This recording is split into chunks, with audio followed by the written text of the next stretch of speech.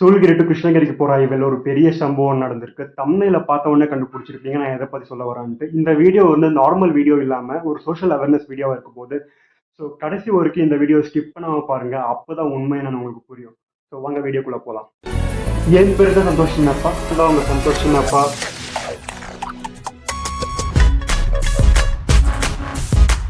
Usually நிறைய பேர் காலையில் டிராஃபிக் அதிகமாக இருக்கும்ன்ட்டு நைட்டில் தான் லாங் ரைட் போகிறதுக்கு ப்ரிஃபர் பண்ணுவாங்க.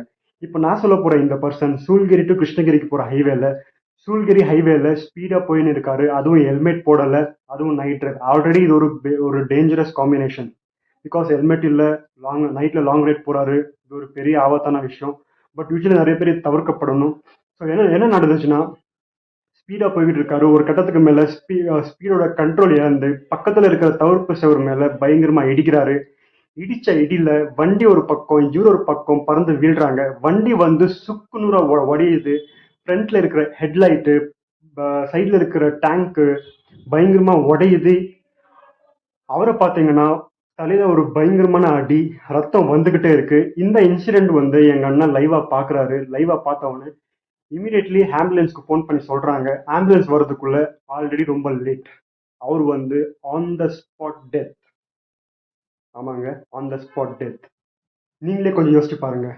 அவர் மட்டும் அன்னைக்கு ஹெல்மெட் போட்டுக்கிட்டு ஸ்பீடை கண்ட்ரோல் பண்ணிக்கிட்டு போயிருந்தா ஆக்சிடென்ட் ஆயிருந்தாலும் அட்லீஸ்ட் அவரோட லைஃப் ஆச்சும் சேவ் பண்ணியிருக்கலாம்.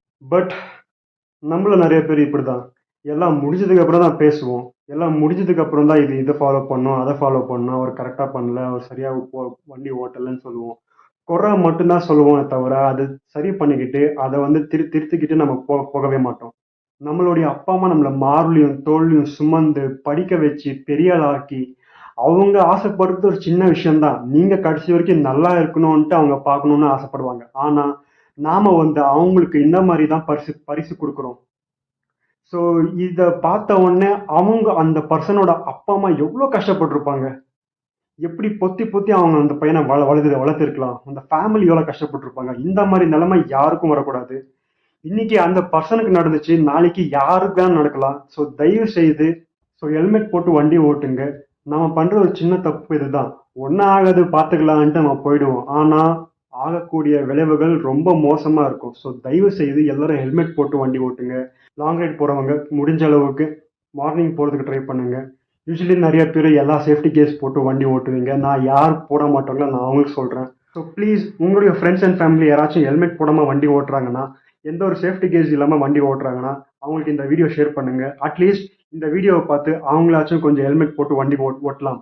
பயந்தாச்சும் அவங்க ஹெல்மெட் போட்டு வண்டி ஓட்டலாம். ஸோ ப்ளீஸ் உங்களை ரிக்வஸ்ட் பண்ணி கேட்குறேன். ஹெல்மெட் போட்டு வண்டி ஓட்டுங்க. ஹெல்மெட் போட்டு வண்டி ஓட்டுங்க. ஹெல்மெட் போட்டு வண்டி ஓட்டுங்க.